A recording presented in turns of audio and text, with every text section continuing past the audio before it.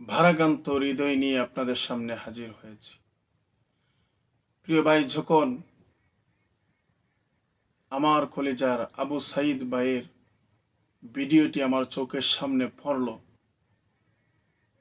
উনি হাত এমনি দিয়ে পুলিশকে বিশ্বাস করে ওনার দাবি আদায়ের জন্য উনি যখন এমনি হাত তুলে দিলেন, গুলি করো ভাই, গুলি করো, তারপরেও আমার অধিকার আমাকে ফিরিয়ে দেও। এই দেশে আমি একজন আবু সাইদ 5-এ বৃত্তি পেয়ে উত্তীর্ণ হয়ে আমি মেধা তালিকায় আমি সর্বোচ্চ প্রমাণ দিয়েছি। আমি আবু সাইদ 8-এ সর্বোচ্চ নাম্বার পেয়ে বৃত্তি পেয়ে আমি আমার মেধা তালিকায় সর্বোচ্চ মানুষকে দেখিয়ে দিয়েছি।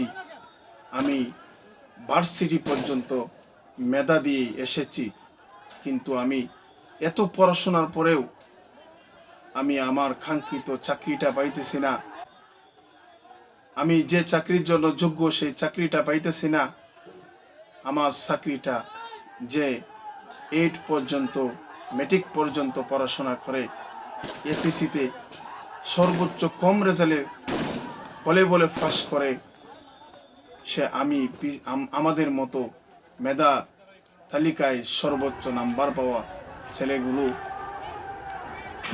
যখন তারা ভার্সিটি থেকে পড়াশোনা শেষ করে তারা চাকরির জন্য দুয়ারে দুয়ারে ঘুরতে হয়। এই জন্য প্রিয় ভাই, আমার আবু সাইদ ভাই সহ হাজারো অসংখ্য শিক্ষার্থী কোটা বিরোধী আন্দোলনে তারা নেমেছে। মুক্তিযোদ্ধারা যুদ্ধ করেছে, দেশকে স্বাধীন করেছে। প্রিয় ভাই, এই দেশকে স্বাধীন করে মুক্তিযোদ্ধারা এটা আপনাদেরকে বলে দেওয়া যান নাই সরকারকে যে আপনারা আমাদেরকে এমন সুযোগ দেন যেন আমাদের নাতিরা যারা অযোগ্যরা, আমাদের উত্তরসূরি যারা অযোগ্য থাকবে তাদেরকেও সর্বোচ্চ যোগ্যতার স্থানে বসিয়ে দেশটাকে ধ্বংস করে দেওয়া হোক। প্রিয় ভাই, আবু সাইদ ভাই যখন এমনি হাতটি দিলেন, তৎক্ষণাৎ ভারতের এজেন্ট, ছাত্রলীগের কুলাঙ্গার, নিকৃষ্ট জানোয়ারের মতো আমার ভাইটাকে গুলি করে বুক ঝাঁঝরা করে দিয়েছে। ভাই, আপনি এখনো বসে রয়েছেন? নিজের অবস্থান থেকে একটু ভাবুন, যদি আজকে আপনার ভাইয়ের উপর গুলিটা করা হতো আপনার কেমন লাগতো? আপনার সন্তানের উপর যদি আজকে গুলি করা হতো আপনার কেমন লাগতো? ভাই, আজকে আবু সাইদ ভাইয়ের উপর গুলি করেছে, কিন্তু কালকে আপনার উপর, আপনার সন্তানের উপর, আপনার ছেলের উপর যে গুলি চালাবে না, সেটার কি প্রমাণ আছে? এখনই সময় হয়েছে সোচ্চার হই।